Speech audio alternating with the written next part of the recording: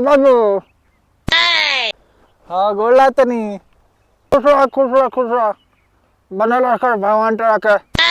क्या समाचार? ठीक बा। अच्छा कहनी हो कि वेलेंटाइन डे आवता कुछ पैसा भेज देती। ये दुख का खत्म नहीं होता बे। वेलेंटाइन डे हम तो कोट में मनेला मनीषा ना मनाओ नहीं सह लगू ना। हाँ रुको जरा, सबर करो। बोला धक्का बुक्की नहीं करने का। हाँ तो बिल्कुल पढ़ा लिखा वाला तो वेलेंटाइन डे में तू फोन रखा जल्दी तालू का ये काम बा। कुछ पैसा भेज देती तो मनाती सो जाके। चला बाप के नाम साथ पास बेटा के नाम करे रहा। रख फोन।